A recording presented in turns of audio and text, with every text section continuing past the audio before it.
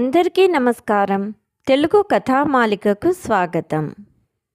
మొదటిసారి నా ఛానల్ చూస్తున్న వాళ్ళు తప్పకుండా సబ్స్క్రైబ్ చేసుకోండి.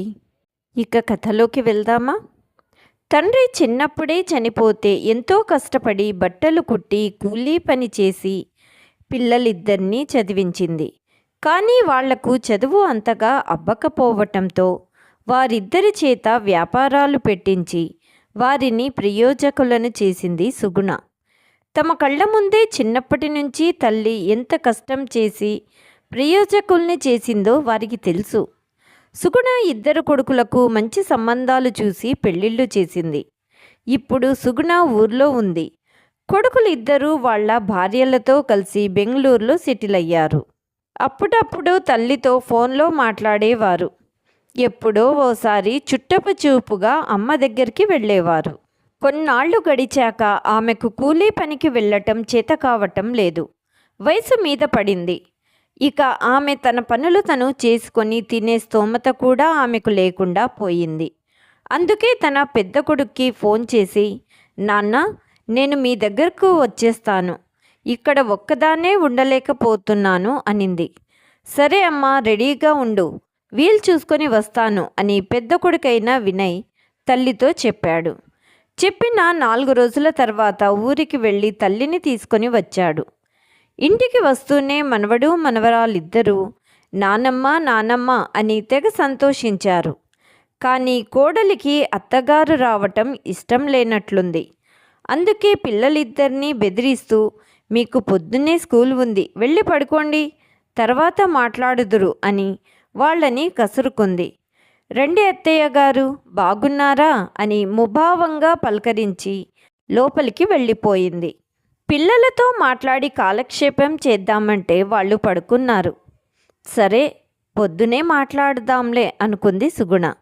ఉదయం లేస్తూనే వాళ్లకు స్కూల్కి హడావుడి మొదలయ్యింది. వాళ్లతో గడపడానికి మాట్లాడటానికి టైం లేకుండా పోయింది. కనీసం మనవరాలికి స్నానం చేయించి జడ వేద్దామన్నా కూడా కోడలు ఆమెను దగ్గరకు రానిచ్చేది కాదు. మనవడు మనవరాళ్లతో సరిగా మాట్లాడనివ్వటం లేదు కోడలు అని మనసంతా ఆమెకు ఎంతో బాధగా ఉన్నా పైకు కనిపించనిచ్చేది కాదు. కొడుకు దగ్గరికి వెళ్ళి మనవడు మనవరాలితో సంతోషంగా గడుపుదామనుకున్న ఆ తల్లికి నిరాశ మిగిలింది. ఏ తల్లైనా ఈ వయసులో తను కోరుకునేది అదొక్కటే కదా, కొడుకుతో సమయం గడపాలని మరియు వారి పిల్లలతో ఆడుకోవాలని, కోడలితో కబుర్లు చెప్పుకోవాలని. ఇంకెన్నో. అలాగే సుగుణ కూడా తన కొడుకు దగ్గరికి వస్తే ఈ వృద్ధాప్యంలో తనకు తోడు దొరుకుతుందని అనుకుంది. కానీ ఇక్కడ మాత్రం తను ఊహించని విధంగా తన జీవితం ఉంది. కొన్నాళ్లకు ఆవిడ ఆరోగ్యం కూడా దెబ్బతింది. హాస్పిటల్కి తీసుకెళ్లారు. డాక్టర్ మెడిసిన్స్ రాసిచ్చారు. ఇంటికి వచ్చాక కోడలు కొడుకుతో, ఏమండి, మీ అమ్మకు వయసు అయిపోయింది, ఇప్పటికే హాస్పిటల్ ఖర్చు బాగానే అయింది, ఇంకా ఇలాగే మన దగ్గర ఉంచుకుంటే హాస్పిటల్ ఖర్చులు పెరిగిపోతూనే ఉంటాయి. ఆమెకు సేవ చేస్తూ కూర్చోవటానికి మీరు ఒక్కడే కొడుకు కాదు కదా, ఇంకొకడు కూడా ఉన్నాడు కదా, అప్పుడప్పుడు ఆ కొడుకు దగ్గరికి కూడా వెళ్ళాలి కదా అన్నది. అవును, నువ్వు చెప్పింది నిజమే. అమ్మ ఇక్కడే ఉంటే మనకు ఖర్చులు పెరిగిపోతాయి. నేను అమ్మని నా తమ్ముడి దగ్గరకు పంపిస్తాను అని చెప్పి వెంటనే తమ్ముడికి ఫోన్ చేశాడు. తమ్ముడు ఫోన్ లిఫ్ట్ చేయలేదు. పొద్దున్నే లేచి, అమ్మ రెడీ అవ్వు, తమ్ముడి దగ్గరికి వెళ్దు కాని నువ్వు అన్నాడు కొడుకు.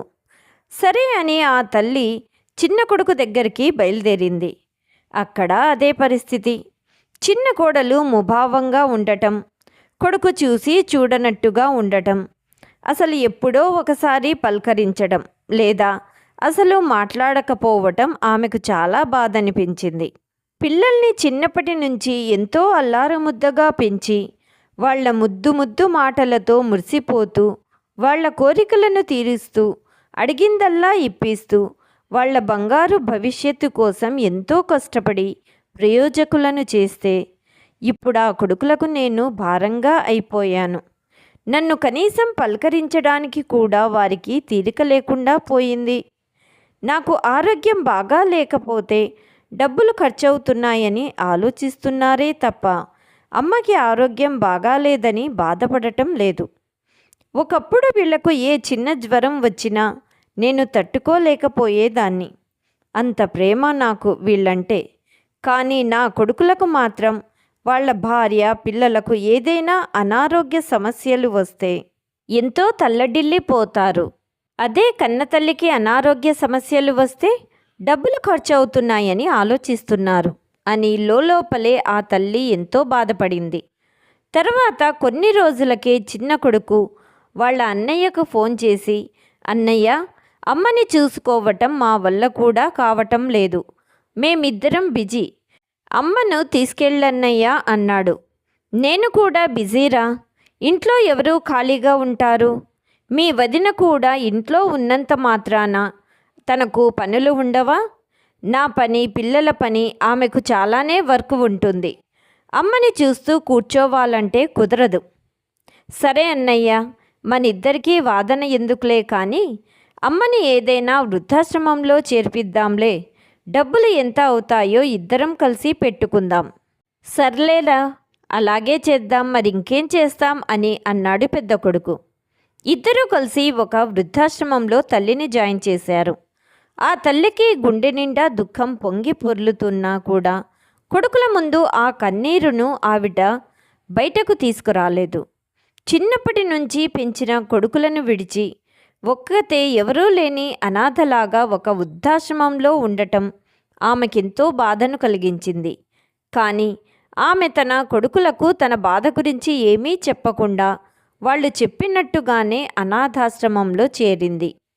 కొడుకులు తల్లితో, మేము నెలకు ఒకసారి వచ్చి నిన్ను చూస్తామమ్మా అని చెప్పి మళ్ళీ వెనక చూడకుండా తిరిగి వెళ్ళిపోయారు. నెల అన్న వాళ్ళు ఎప్పుడో 4-5 నెలలకు ఒకసారి వచ్చి చూసిపోయేవారు. మనవడిని మనవరాలిని చూడాలని ఎన్నిసార్లు చెప్పినా కూడా ఒక్క కొడుకు కూడా వాళ్ళని తీసుకువచ్చి చూపించేవాళ్ళు కాదు. పండుగలు వస్తే ఫ్యామిలీతో ఎంతో సంతోషంగా వాళ్ళంతట వాళ్ళే గడిపేవారు. కానీ వాళ్ళ ఫ్యామిలీలో ఒక నెంబర్ అయిన తల్లిని మాత్రం వాళ్ళు గుర్తుంచుకోలేకపోయారు. ఇప్పుడు తమ పిల్లలతో వాళ్ళు ఎలా గడుపుతున్నారో అలాగే తను కూడా తన పిల్లలతో సంతోషంగా గడపాలని అనుకుంటున్నా అన్న విషయం తన కొడుకులు ఇద్దరూ మర్చిపోయారు. కొన్నాళ్లకు అసలు వాళ్ళు ఆమెకు ఫోన్ చేయటం కూడా మానేశారు. ఎప్పుడైనా చేసిన పాపం వారు అనుభవించక తప్పదన్నట్టుగా తన తల్లికి పెట్టిన మానసిక క్షోభకు కారణంగా ఇద్దరు కొడుకుల ఆర్థిక పరిస్థితి దెబ్బతింది. అనాథాశ్రమంలో ఆ పిచ్చి తల్లి కొడుకులు వస్తారేమో ఎప్పటికైనా అన్న ఆశతో ఉంది, మమకారం చంపుకోలేక. అలా కొన్నాళ్ళు గడిచాక తన కోసం ఎవరో ఒకతను వచ్చారు అనే మాట విని ఆ తల్లి ఆశ్చర్యపోయింది. ఇన్నాళ్లుగా నా కోసం ఎవరూ రానిది ఇప్పుడు ఎవరు వచ్చారు?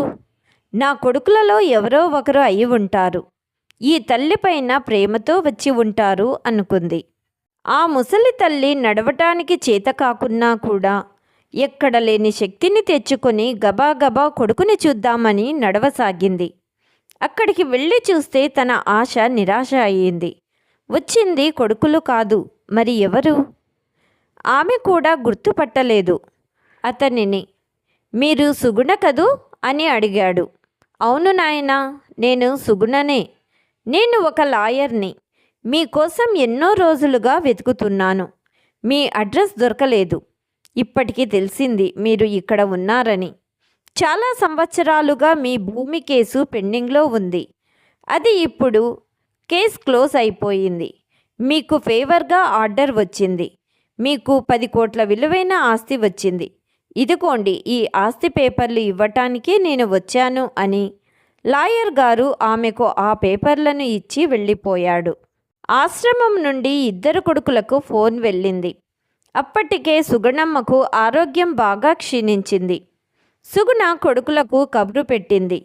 తను ఆఖరి క్షణాల్లో ఉంది, అలాగే తనకు ఆస్తి పేపర్లు చేతికి అందాయని. దీనితో కొడుకులు ఆశ్రమానికి చేరుకున్నారు. సుగుణమ్మ తన ఆఖరి కోరిక మేరకు కొడుకులతో ఇలా చెప్పింది. ఇక్కడ వృద్ధులకు ఉండటానికి మరియు పడుకోవటానికి చాలా తక్కువ బెడ్స్ ఉన్నాయి. అలాగే ఫ్యాన్లు మరియు బెడ్షీట్లు, తినడానికి సౌకర్యాలన్నీ చాలా తక్కువగా ఉన్నాయి. మరియు అక్కడున్న వృద్ధులకు కేవలం 2 పూట్ల ఆహారం మాత్రమే దొరుకుతుంది అని. దీని ద్వారా మా ఆరోగ్యం ఇంకా క్షీణిస్తుంది అన్నది. ఆ 2 కొడుకులు తన తల్లి ఇవన్నీ తనతో ఎందుకు చెబుతుందా అని ఆశ్చర్యపోయారు. దానికి బదులుగా సుగుణ, ఇవన్నీ మీ మంచి కోరే చెబుతున్నాను, ఎందుకంటే రేపటి రోజున మీరు ఇక్కడికి వచ్చి బాధపడకూడదు అనే ఉద్దేశంతోనే. సుగుణమ్మ మాటలు విన్న 2 కొడుకులు కంగు తిన్నారు. ఒక్క క్షణం ఆలోచనలో పడ్డారు. తాము చేసిన తప్పు తమ పిల్లలు కూడా తమకు ఇలానే చేస్తారేమో అని భయపడ్డారు. వాళ్ళు చేసిన తప్పు తెలుసుకొని తల్లి కాళ్ల మీద పడి ప్రాధేయపడ్డారు. కానీ తల్లి అప్పటికే నిర్ణయించుకుంది. తనకు వచ్చిన ఆస్తి పేపర్లను మరియు డబ్బును తను ఉంటున్న అనాథ శరణాలయానికి దానం చేస్తున్నట్టుగా ప్రకటించింది. ఎందుకంటే తన లాంటి కొడుకులు వదిలేసిన తల్లిదండ్రులు ప్రపంచంలో చాలామంది ఉన్నారు. అలాగే రేపు తన కొడుకులకు కూడా ఇలాంటి పరిస్థితి వస్తే వాళ్ళు సుఖంగా ఉండాలి కదా అని ఆలోచించింది.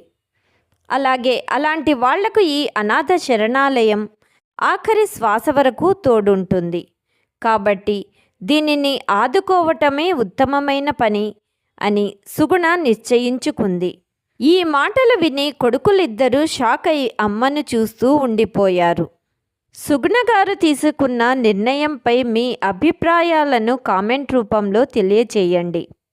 కథ మీకు నచ్చినట్లయితే please like, share and subscribe my channel. Thank you.